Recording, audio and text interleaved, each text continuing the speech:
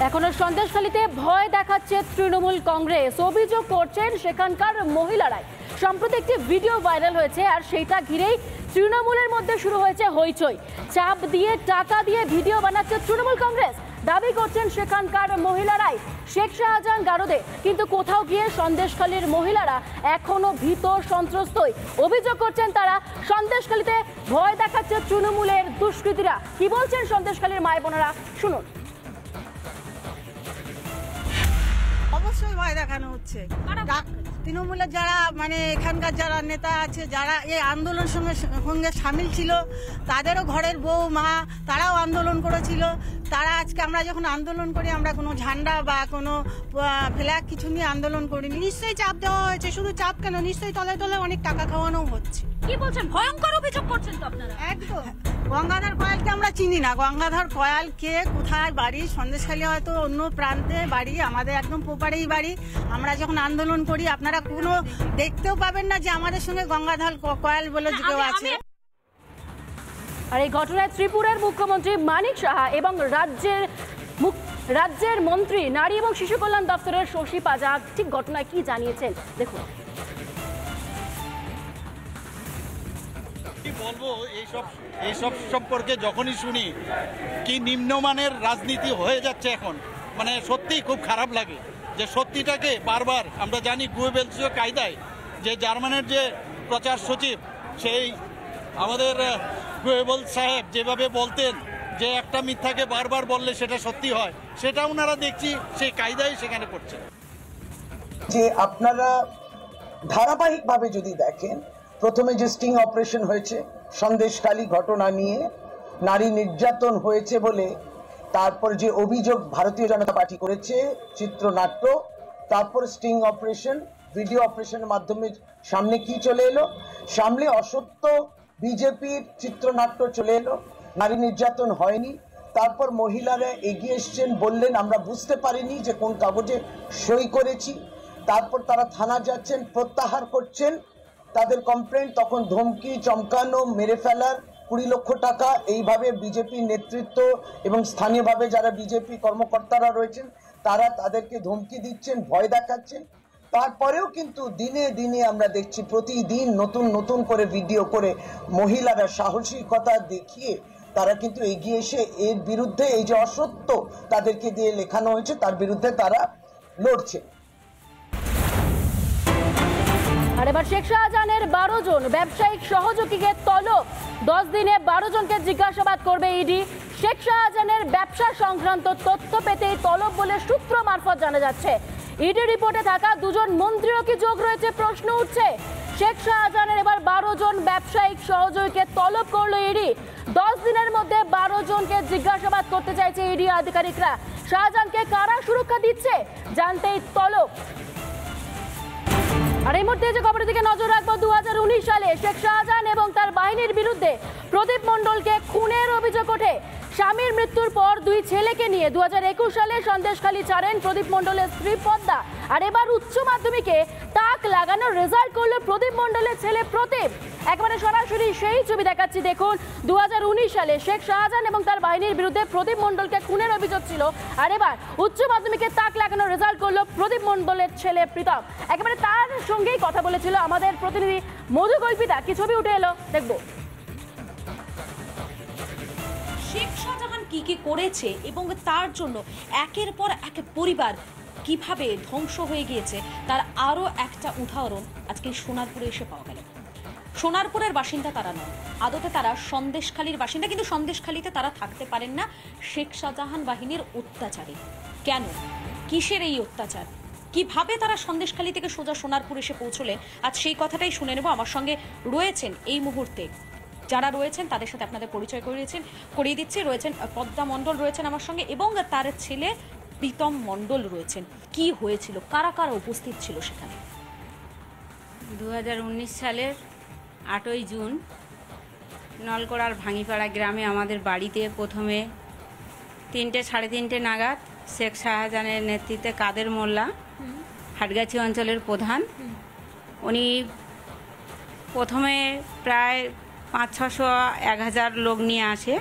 তারপরে ধীরে ধীরে লোকের সংখ্যা বাড়তে থাকে এবং সেই দিন ছিল জামাই ষষ্ঠী, বাঙালিদের একটা উৎসব বটে।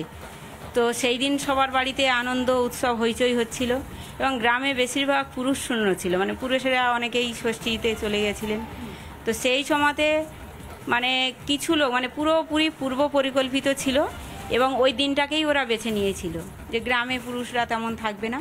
এবং সেই দিন প্রথমে আমার বাড়িতে 500-600 লোক নিয়ে এক ধাক্কাতে, এবং রাজবাড়ি আউটপোস্টের 4 জন দায়িত্বরত পুলিশ কর্মী ছিলেন যারা প্রথমে আমার বাড়িতে ঢোকে এবং ওর পিছুতেই একসঙ্গে পুলিশের নেতৃত্বে, হ্যাঁ প্রথমেই ভয়ঙ্কর অভিযোগ করছেন আপনারা, পুলিশের নেতৃত্বে এত লোক ঢুকলো।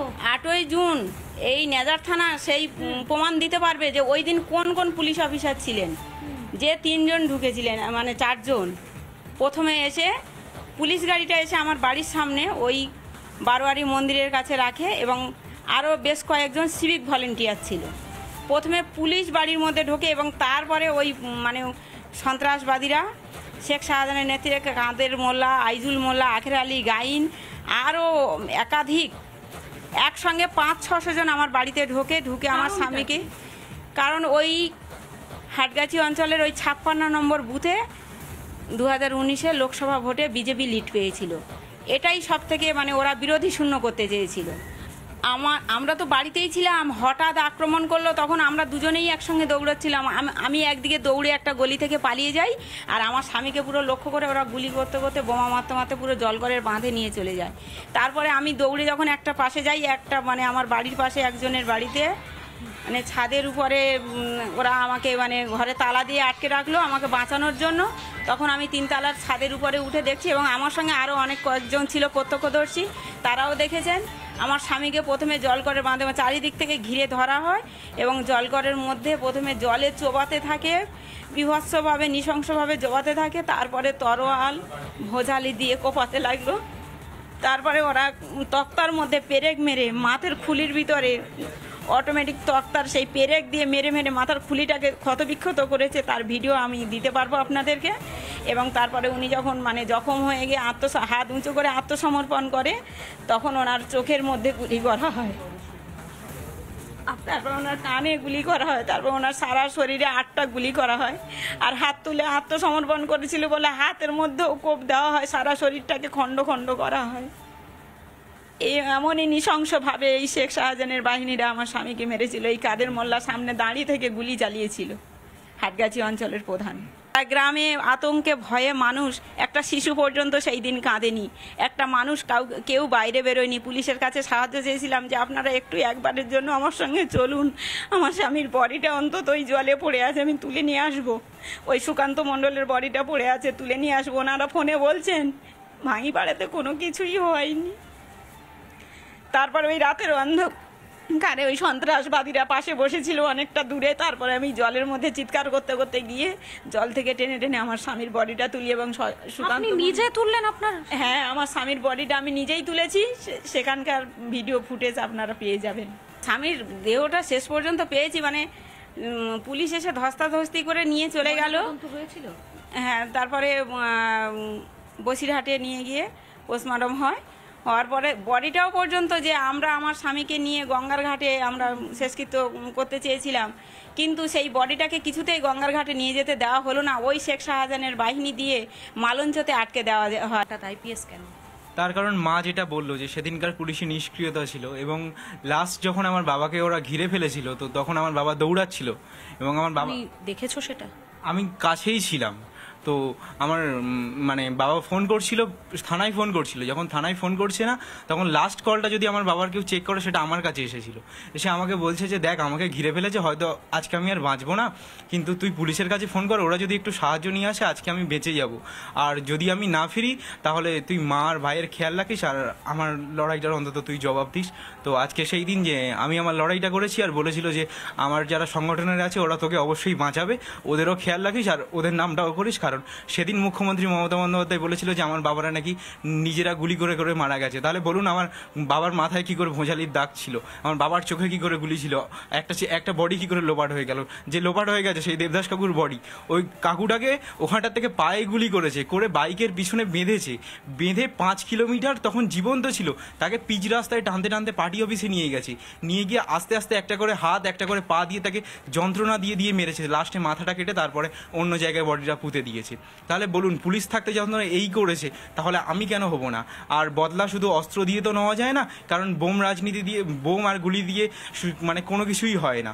যেখানে যোগ্য জবাব দেওয়া সেখানে আমি যোগ্য জবাব দিয়েছি। সেদিন যারা শাসক দলের বলেছিল তারা আজ দেখতে পাচ্ছে যে প্রদীপ মণ্ডল কি ছিল, তার ছেলে কি ছিল। কিন্তু আমাদের মাননীয় মুখ্যমন্ত্রী এই চোখের ভাষাটা বোঝেন না, চোখের জলের ভাষাটা বোঝেন না, তাই তিনি এখনো পর্যন্ত ধর্ষক, খুনি, সন্ত্রাসবাদীদেরকে এখনো পর্যন্ত ক্লিন চিট সার্টিফিকেটটা দিচ্ছেন। তাই মাননীয় মুখ্যমন্ত্রীকে আমি একটাই অনুরোধ করব যে এইভাবে আর বলবেন না। উনি নিজে মহিলা, তাই মহিলাদেরকে নিয়ে আর এই মিথ্যে খেলা খেলবেন না। এই চোখের জলগুলো এগুলো মনে হয় সবই মিথ্যে, এত এত সত্যি বারবার করে তারা এসে বলছেন, কিন্তু শাসক দলের কান পর্যন্ত যেন কিছুই পৌঁছচ্ছে না। আর কবে পৌঁছবে সত্যি কারোর জানা নেই। ভিডিও জার্নালিস্ট দীপঙ্কর কাঞ্জিলালের সঙ্গে মধুকল্পিতা, রিপাবলিক বাংলা, সোনারপুর।